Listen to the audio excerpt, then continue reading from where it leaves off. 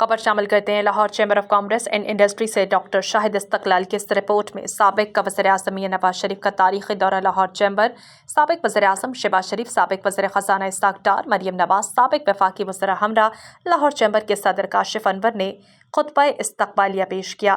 Senior नायब सदर ज़फ़र महमूद चौधरी, नायब सदर अदनान खालिद भट्ट, साबिक ओहदेदारान, एग्जीक्यूटिव कमेटी मेंबरान भी मौजूद। इस मौके पर मियां नवाज शरीफ का कहना था कि आज सबसे सस्ती करेंसी पाकिस्तान की है।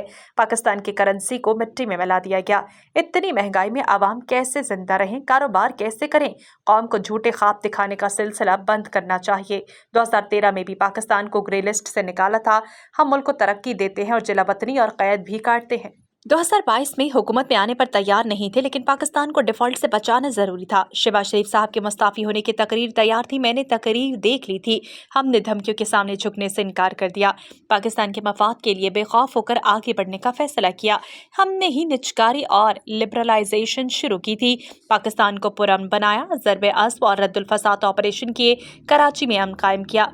कोयटा गया, बार बार बिजली बंद हो रही थी। तरक्याती बजट तकरीबन 1000 अरब रुपए तक गए थे।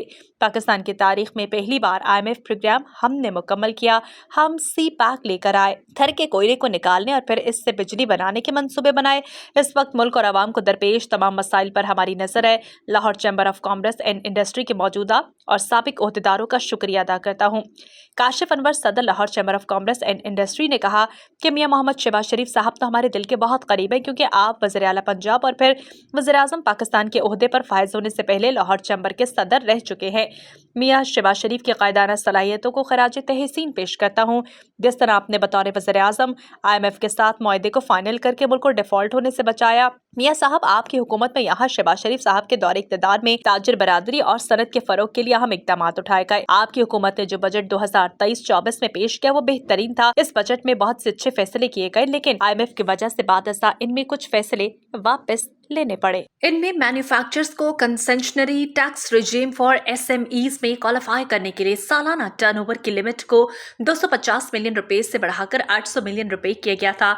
इसी तरह से इस बजट में सेक्शन 111(4) के तहत गैर मुल्की रेमिटेंसेस की मॉनिटरी लिमिट को 5 मिलियन रुपए से बढ़ाकर $1 लाख मुकर्रर किया गया था। इसमें IT एक्सपोर्ट पर भी कंसेशनल इनकम टैक्स रेट मुकर्रर किया गया था और सालाना $24,000 तक की IT एक्सपोर्ट करने वाले फ्रीलांसर्स को सेल्स टैक्स से मुंतकिली करार दिया गया था। साथ ही IT सेक्टर को SME का स्टेटस भी दिया गया था। सोलर पैनल्स, इन्वर्टर्स और बैटरियों की तैयारी के लिए दरकार मशीनरी और दीगर जरूरी सामान की दरामद हुई। आप 3 मरतबा पाकिस्तान वज़ीर-ए-आज़म के ओहदे पर फाइज रह चुके हैं। मुल्क को एटमी ताकत बनाने से लेकर motorways, power projects, transportation system समेत मुल्क में CPEC के तहत इंफ्रास्ट्रक्चर की डेवलपमेंट का सेहरा आपके सर है। हम आपके मशकूर हैं कि आप लाहौर चैम्बर तशरीफ लाए।